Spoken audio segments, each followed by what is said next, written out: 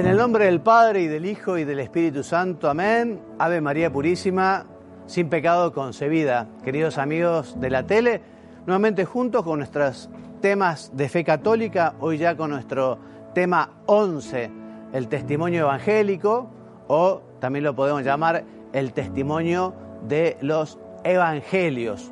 Un tema preparado por el padre Juan Chapa, profesor de la Universidad de Navarra. Vamos a hablar primero de la composición y de la autenticidad de los evangelios. Evangelio quiere decir buena noticia. Jesús predicó el evangelio de Dios. Jesús no solo nos trajo la buena nueva, de la cual ya nos habían hablado los profetas, ¿no?, sino que Él mismo es evangelio, Él mismo es la buena nueva. Él es el mensaje, Jesús, el Emmanuel, el esperado, el deseado, aquel que prometió el Padre a Adán y Eva. Tras su resurrección, el Señor envió a los apóstoles a predicar el Evangelio. Recuerdan, lo dice Marcos en el capítulo 16, Mateo en el capítulo 28, vayan por todo el mundo, prediquen el Evangelio, prediquen esta buena nueva, esta noticia, ¿no?, y bauticen a todos en el nombre del Padre, y del Hijo, y del Espíritu Santo. Amén. El contenido del Evangelio, de esta buena noticia, es lo que Jesús hizo y lo que Jesús enseñó, lo que el Señor predicó. Toda su vida, desde su nacimiento hasta su pasión, muerte y resurrección, está destinado, lo recordamos, a la salvación, ¿no? Él vino al mundo para que los hombres pudieran volver a Dios y alcanzar el cielo. Y ya veremos cómo esta escritura de los evangelios tiene su secuencia, ¿no? Tiene su secuencia, porque cuando Jesús los envía a que vayan y prediquen el evangelio, ellos lo que hicieron fue justamente predicar, enseñar, ¿no? Y vamos a ver cómo se fue recopilando todos esos testimonios de la tradición y cómo existen, ¿no?, 4 fuentes fundamentales de un evangelio, que es el mensaje de Jesús. Y esas fuentes son Mateo, Marcos, Juan y Lucas, ¿no? Entonces estos 4 relatos son, te decía, el resultado de un proceso largo que podemos dividir en 3 fases, 3 momentos. La primera parte, cuando estos apóstoles, esos discípulos, digamos, vivieron durante la vida de Jesús, escucharon la predicación de Jesús, aprendieron, ellos mismos también fueron enviados, ¿no?, de 2 en 2, por ejemplo, a predicar y a sanar. Así que esta primera etapa, que son las primeras 3 décadas de nuestra era, se caracterizaron fundamentalmente esta etapa porque los apóstoles estuvieron aprendiendo el mensaje del Señor, estuvieron conociendo el mensaje del Señor. Aquí la memoria juega un papel muy importante, porque después ellos justamente fueron enviados a contar, a explicar, a enseñar eso que ellos habían aprendido. Por eso la segunda etapa es esta. Jesús muere en la cruz, Jesús resucita, Jesús sube a los cielos, viene el Espíritu Santo, y entonces comienzan ellos a predicar, a enseñar, comienzan ellos a hacer lo que el Señor les dijo. Aquellos hombres que habían sido temerosos, ahora no tienen miedo ni a la cárcel, no tienen miedo ni a la tortura. Les dicen a los sacerdotes y a los levitas: tenemos que obedecer a Dios antes que a los hombres. Se tomaron realmente muy en serio esta misión de ser evangélicos, en el sentido de llevar el mensaje. Pues ya en el Antiguo Testamento se hablaba de esta palabra, y justamente como verbo, ¿no?, es el arte o la función de llevar el mensaje, ¿no?, ser como un interlocutor, ¿no? Entonces ellos, estos años de la segunda etapa, estuvieron predicando y enseñando, que es un periodo de más o menos 30 o 40 años, durante los cuales la tradición sobre Jesús se transmite de un modo oral, y así va a Palestina y también a otros muchos lugares del Imperio Romano. Entonces, en estas décadas seguramente también ya se habrían empezado a tomar algunas notas, ya habría algunos escritos de las enseñanzas fundamentales del Señor, ya habría algunos escritos sobre los milagros que Él realizó, seguramente hubo también algún relato sobre su pasión, sobre su muerte, sobre su resurrección, relatos que evidentemente se adaptaban a las personas a quienes se predicaba, a quienes se enseñaba, ¿no? Los apóstoles justamente en esa catequesis, de lo que se trataba era de que conocieran el Evangelio, tuvieran fe en Cristo como Hijo de Dios, como Emmanuel, y se bautizaran. Y por último, la tercera etapa es la etapa de la Escritura, ¿no? Ya nos encontramos a finales de la década de los 60, ya se había destruido el templo de Jerusalén, ya habían fallecido muchos de los que habían escuchado y habían transmitido esa palabra de Dios, esa enseñanza. Entonces comienza justamente a ponerse por escrito aquello que se había escuchado, aquello que se había aprendido, aquello que era el núcleo del mensaje de nuestro Señor. Por eso decimos que la Escritura es fundamentalmente fruto de la tradición, es la tradición oral, ¿no? Obviamente asistida por el Espíritu Santo, que luego se pone por escrito, ¿no? Estos 4 evangelistas de alguna manera sintetizan esas tradiciones, ¿no? Y tratan de llevar el mensaje también relacionado o direccionado a quienes iban a recibir este mensaje, ¿no? Entonces, cada uno tiene su propio estilo, cada uno tiene su propia forma de llegar a aquellos públicos, ¿no? Y por lo tanto tiene el Evangelio esas características, ¿no? El mensaje es uno, pero justamente quienes transmiten son 4, ¿no? Y lo hacen con su forma de escribir y lo hace teniendo en cuenta a quienes escuchan, ¿no? Entonces, al principio los evangelios no tenían una firma, ¿no? Eran libros u obras anónimas, pero ya en el siglo II, ya hay un consenso, ¿no? Bastante claro de la autoridad de estos 4 relatos, de Mateo, Marcos, Juan y Lucas, que escriben ellos de puño y letra o a través de alguna otra persona, o también tomando algunos relatos también preexistentes, pero de alguna manera, iluminados por el Espíritu Santo, escribieron todo y solo lo que Dios quiso. Por eso los evangelios son palabra de Dios. Dios quiso que esta buena noticia llegara a todas las personas de todo el mundo. Ellos no escribieron solo para también esos interlocutores cercanos que lo escuchaban en esos momentos, sino que también habría esa conciencia de escribir este mensaje de salvación para todas las generaciones.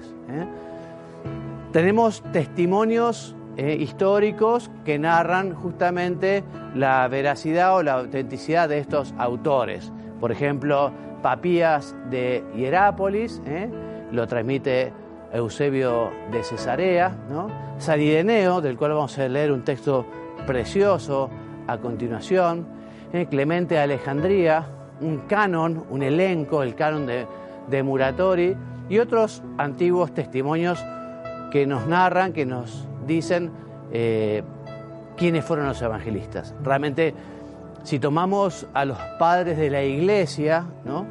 Y con los testimonios de los padres de la Iglesia, podríamos decir, se pueden volver a escribir los evangelios, por lo que dicen los padres de la Iglesia de estos textos sagrados escritos por los 4 evangelistas.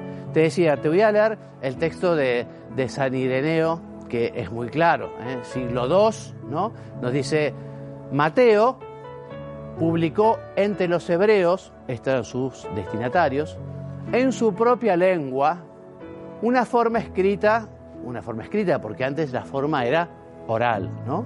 Era la predicación. Una forma escrita de evangelio. Mientras que Pedro y Pablo en Roma anunciaban el evangelio y fundaban la iglesia. Fue después de su partida cuando Marcos, que es discípulo e intérprete de San Pedro, nos transmitió también por escrito lo que había sido predicado por Pedro. Lucas, compañero de Pablo, consignó también en un libro lo que había sido predicado por este. Y luego Juan, el discípulo del Señor, el mismo que había descansado sobre su pecho, publicó también el Evangelio mientras residía en Éfeso. O sea, ya se ve que con estas palabras el obispo de Lyon, San Ireneo de Lyon, está demostrando claramente el origen apostólico de estos 4 evangelios canónicos. Estos evangelios, venimos diciendo, son auténtica y verdadera tradición, ¿no? Algo que fue predicado, enseñado y luego recogido y puesto por escrito, ¿no? Es un escrito auténtico, el Evangelio. No solo son auténticos en cuanto al autor, ¿no? Se dice que un documento es auténtico cuando efectivamente ese documento está escrito por aquella persona a la que se le atribuye, ¿no? Los evangelios también son auténticos en cuanto que efectivamente lo que narran es la tradición a su vez fiel a la enseñanza de nuestro Señor Jesús. Esto ya lo volveremos a decir. No conocemos el modo concreto en cómo fueron redactados, ¿no? No se sabe bien cuál es el primero, cuál es el segundo. Bueno, hoy en día se considera que la obra de San Marcos fue la que favoreció la relación entre el Evangelio predicado, el Evangelio oral, el Evangelio con el Evangelio escrito, ¿no? Y de alguna manera se había convertido este Evangelio de San Marcos en un prototipo que luego habrían tomado los restantes, Los demás habrían adoptado este esquema, este primer relato, añadiendo material propio, material personal, y orientándolo, como decía, al público al que estaban enseñando, predicando, ¿no? Obviamente cada evangelista tuvo en cuenta las circunstancias, lo decíamos, de las comunidades a quienes se dirigían. Vamos a ver cómo los evangelios no son una biografía de Jesucristo, una biografía en el sentido actual de la palabra, porque, ya lo diremos un poquito más adelante, no se busca tanto narrar la vida de Jesús con los acontecimientos ordenados históricamente, sino que fundamentalmente los evangelios son una catequesis del mensaje de Jesús. A los evangelistas les importa fundamentalmente el mensaje, la enseñanza, no si fue en tal lugar o en tal otra o en tal fecha o en tal otra fecha, ¿no? Por eso a veces puede existir, ¿no?, a un cierto desfasaje entre uno y otro, en los sinópticos, por ejemplo, los 3 primeros, ¿no? Porque esta es la tarea fundamental. La tarea fundamental del evangelista es llevar el mensaje del Señor. Bueno, antes de pasar a la fiabilidad histórica de los evangelios, quiero que hagamos un corte para ver un video del Papa. Vamos a ver cómo el Papa nos habla de los catequistas, de la función de los catequistas, que evidentemente para la evangelización son importantísimos.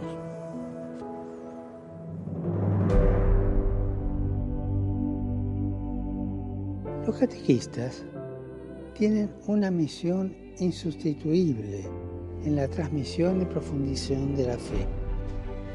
El ministerio laical del catequista es una vocación, es una misión. Ser catequista significa que uno es catequista, no que trabaja de catequista. Es todo un modo de ser. Y hacen falta buenos catequistas que sean a la vez acompañantes y pedagogos.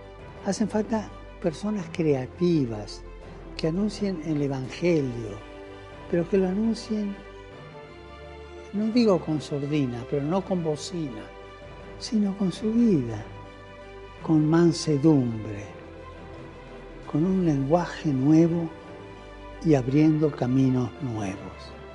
Y en tantas diócesis, en tantos continentes, la evangelización fundamentalmente está en manos de un catequista.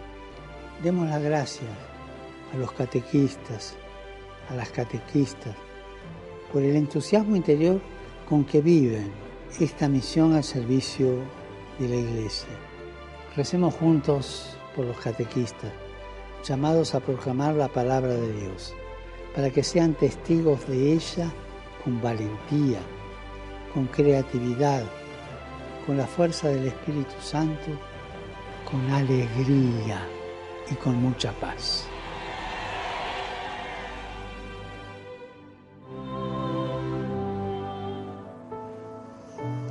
Volvemos del video del Papa y bueno, rezamos para que haya muchos catequistas porque hace mucha falta gente comprometida. Recemos para que haya muchas vocaciones de catequistas que entreguen alma y vida y corazón, ¿no?, a llevar, como los apóstoles, ¿no?, el mensaje del Evangelio, el mensaje de Cristo, ¿no? Hablemos entonces de la fiabilidad histórica de los evangelios. Entonces decíamos en primer lugar que no son crónicas en cuanto que no fueron hechos que fueron tomados en el momento en el que se desarrollaban, ¿no?, sino que dijimos tuvieron por lo menos esas tres etapas, ¿no? La escucha y el aprendizaje con la memorización, luego la predicación y la enseñanza y en tercer lugar recién la puesta por escrito, ¿no? Hemos dicho, y lo volvemos a repetir, que son relatos fieles a la tradición apostólica, que a su vez esa tradición apostólica, ambas inspiradas por el Espíritu Santo, han sido fieles al mensaje de nuestro Señor Jesucristo, ¿no? O sea, Jesucristo, por ejemplo, es quien fundó la Iglesia, ¿no? Y hay testimonios. La Iglesia no fue una buena idea que tuvieron los apóstoles y dijeron, bueno, veamos ahora qué hacemos después de que Jesucristo subió a los cielos, hagamos un club, le ponemos por nombre Iglesia. No, la Iglesia fue querida por Jesucristo, ¿no? Y así también queda claramente revelado, porque pone a Pedro por cabeza, tú eres Pedro, y sobre esta piedra, Pedro y piedra, sobre esta piedra, sobre vos, Pedro, fundaré mi iglesia, ¿no? Bueno, entonces repetimos aquello de que los evangelistas y los apóstoles en la predicación no solo repetían lo que Jesús había dicho, ¿no?, lo que Jesús había hecho, sino que fundamentalmente apuntaban a la enseñanza. Transmitían la vida de Jesús otorgándole significado, o sea, ¿por qué? ¿Por qué? ¿No? Por ejemplo, el mismo Jesús dice, si no creéis en mis palabras, crean en mis obras. Y el mismo Jesús dice que Él realizó los milagros para que tengan fe en Él y para que crean que era el Hijo de Dios, el enviado, el prometido, el Emmanuel, el deseado, el Salvador, el Redentor, ¿no? Bueno, todo esto queda perfectamente consignado en la Escritura. Entonces la predicación apostólica narra unos hechos históricos, ya veremos, son indiscutibles, pero con un sentido salvífico. Lo que interesa justamente es que el que conozca estos textos conozca a Cristo, conozca la enseñanza del Señor, se enamore de Él y lo siga. Esta es la función, digamos, por la que existe la Sagrada Escritura en el Nuevo Testamento. Entonces, es una realidad histórica que está perfectamente ensamblada con la enseñanza, ¿no? De hecho, existen otras fuentes no bíblicas que nos hablan de la historicidad de Jesús, ¿no? O sea, existen por un lado hallazgos arqueológicos, por ejemplo, el descubrimiento de aquella piscina de Siloé o aquella piscina de los 5 pórticos o aquella pileta en el que Jesús curó a un paralítico. Bueno, se descubrió arqueológicamente esa piscina, ese lugar, y como esto, muchos descubrimientos arqueológicos que muestran que lo que dicen los apóstoles es verdad. También los manuscritos encontrados en el Qumran, que se refieren al Antiguo Testamento, pero también vinculados de alguna manera al Nuevo Testamento, ¿no? Testimonio de otros personajes absolutamente ajenos al cristianismo, por ejemplo, el historiador judío romano Flavio Josefo, ¿no? También se habla de Jesús, tanto Tácito, Suetonio, Plinio, bueno, nos hablan justamente de la existencia de Jesús, de lo que pasó, algunos relatos de la vida de Jesús, ¿no? Entonces, repetimos, los evangelios son testimonios fiables, además de ser justamente testimonios que buscan que la persona conozca a Jesús, conozca su mensaje y adquiera, digamos, esa decisión de seguirlo y de amarlo. Como escribe San Juan, otras muchas cosas podrían haber sido escritas, ¿no? Hay muchas cosas que no se recogieron.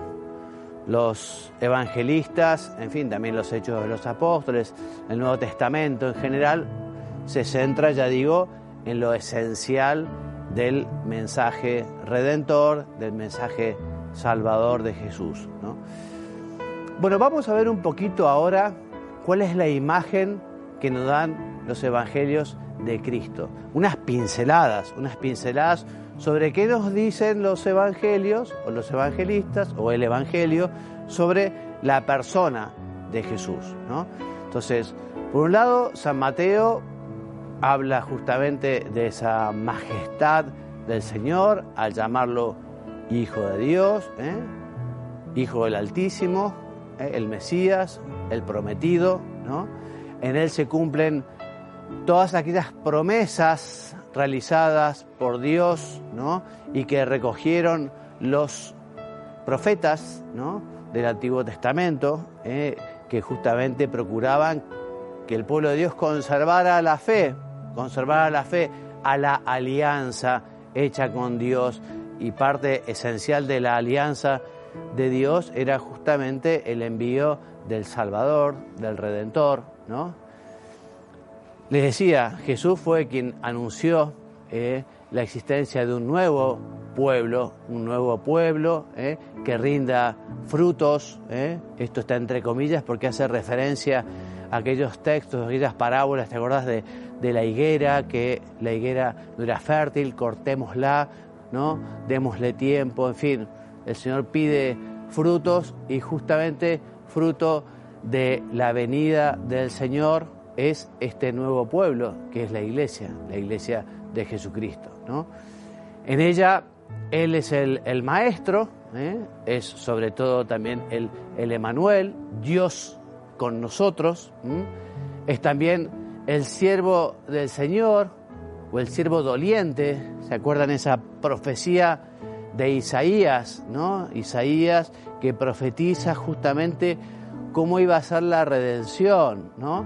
Y Isaías hace todo un relato justamente dentro de los descubrimientos del Qumran. Se han descubierto unos rollos con todo el libro de Isaías, un descubrimiento arqueológico importantísimo, ¿no?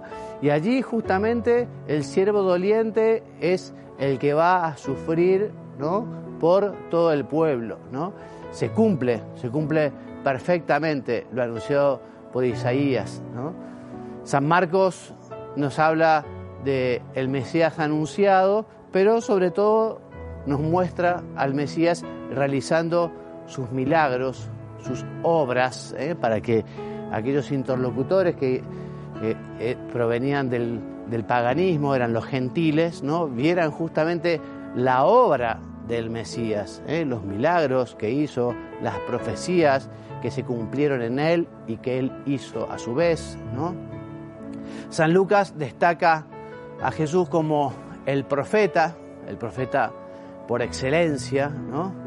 También este tercer evangelista nos muestra a Jesús como el Salvador, y te decía, en él se cumplen esas promesas de salvación que fue haciendo Dios a su pueblo.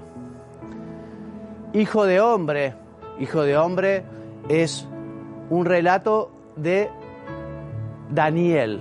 Daniel, ¿se acuerdan de aquel que profetizaba, tenía esos sueños, el gobernador, ¿no? Unos sueños tremendos, y él interpretaba los sueños, ¿no? Y también dentro de esas profecías a veces tan grandilocuentes, ¿no? Tan complejas también. Bueno, allí Daniel en su capítulo 7 nos habla del Hijo del Hombre, ¿no? El Hijo del Hombre como un ser celestial como Hijo de Hombre, que vendrá de lo alto, nos dice, y recibirá el poder sobre todas las naciones. San Marcos subraya que Jesús es el Hijo de Dios, ¿no? Asimismo, Jesús es el Señor, Adonai. No se pronunciaba el nombre de Dios, los judíos no pronunciaban el nombre de Dios y no lo escribían tampoco, sino que hablaban del Señor. El Señor se refiere a Dios, bueno, y Marcos, sí, lo aplica a Jesús, ¿no? El Señor. Con este título se designaba al Padre fundamentalmente en el Antiguo Testamento. San Lucas hace abundante uso de este título referido a Jesús, indicando así su condición divina desde el nacimiento hasta su resurrección, ¿no? Y Jesús, según San Juan es el último de los evangelios, es el evangelio, podríamos decirlo, más profundo en el sentido de, también recordemos, ¿no? El amor de San Juan por nuestro Señor, ¿no? Era el discípulo amado, ¿no? Entonces él justamente desde el corazón también lo describe al Señor como el unigénito, o sea, el Hijo del Padre. Ya veremos cómo también, además de llamarlo profeta, maestro, rabí, al hablar de hijo, al hablar de unigénito, nos dice que es el logos, o sea, el conocimiento que tiene el Padre de sí mismo, la palabra, logos, la palabra de Dios, esa palabra que ha sido enviada, ¿no? Y es la palabra última y decisiva a la que la humanidad ha recibido y tiene que estar tan agradecida con el Padre por enviar al Logos, al Hijo, al Emmanuel. Entonces Cristo, nos dice San Juan, es una sola cosa con el Padre. Jesús lo manifestó muchísimas veces. Fue el motivo de su muerte, ¿no? A Jesús lo matan porque justamente dicen que es blasfemo, porque se llamaba a sí mismo el Hijo de Dios, ¿no? Entonces Jesús, por lo tanto, preexiste el Verbo, la segunda persona de la Santísima Trinidad, el Logos preexiste, ¿no? Ese Logos que existió siempre, que es eterno, fue el que tomó carne en las entrañas purísimas de la Santísima Virgen y se hizo hombre, ¿no? Jesús también recibe esos apelativos, ¿no? Se lo llama del Antiguo Testamento y también del Nuevo Testamento. Jesús es el pan de vida, dice San Juan, lindísimo. Jesús es la luz del mundo, la puerta por donde pueden entrar las ovejas, ese buen pastor que sale a buscar a la oveja perdida. Jesús es resurrección y vida, es camino, verdad y vida, es la vid y nosotros los sarmientos que tenemos que estar unidos a ella, ¿no? Jesús es quien puede hablar y decir yo soy, como dijo también el Padre a Moisés en la zarza ardiente, ¿no? Yo soy, para manifestar su condición divina. Pero ese mismo que nos dice yo soy, es el mismo que es Dios, también es hombre verdadero, ese Cordero de Dios que quita el pecado del mundo, ese Cordero de Dios que murió en la cruz por nosotros, ¿no? Y para ir terminando, este evangelio no son una narración de algo histórico que pasó y que ya, en fin, vale la pena recordar, sino que los evangelios son vida, porque Cristo vive, Cristo es alguien que está cerca nuestro. Cristo no es alguien que ya vivió, existió y que uno recuerda, ¿no? Sino que vive. Y por eso el cristianismo no es una teoría o una ideología, sino que es el conocimiento de amor a una persona viva, Jesucristo, ¿no? Y por eso San José María podía aconsejar, ¿no? Vive junto a Cristo. Debe ser en el Evangelio un personaje más, conviviendo con Pedro, con Juan, con Andrés, porque Cristo también vive ahora. Iesus Christus eri et odie ipse et in secula. Jesucristo vive hoy como ayer, es el mismo por los siglos de los siglos. Por eso, queridos amigos, vamos a hacer ese propósito, terminando el programa hoy, de leer piadosamente el Evangelio para conocer al Señor. Leer el Evangelio metiéndonos en las escenas, siendo un personaje más y tratando de reaccionar como reaccionaron aquellos que lo escucharon en vivo y en directo. Bueno, la bibliografía entonces es un documento del Concilio Vaticano II, que es la Dei Verbum, que nos habla justamente sobre la Escritura, del 18 al 19, y como siempre, el Catecismo de la Iglesia Católica, el número 124 y 127. Y Juan Chapa recomienda lo que se llama la Biblia de Navarra. Él trabajó allí, esa Sagrada Escritura hecha por la Universidad de Navarra, tiene unas introducciones cada uno de los evangelios, ¿no? Y allí efectivamente pueden acudir para estudiar y profundizar un poquito más, porque está muy bien escrito y muy bien narrado estas introducciones a los evangelios. Bueno, hasta la semana que viene, si Dios quiere. Como siempre, pueden encontrar estos videos, los anteriores, en la tele, en el sitio web, y también lo pueden encontrar en YouTube, en el canal que tiene la Tele Pi. Me despido con la bendición, que Dios te bendiga y te haga muy santo. Amén.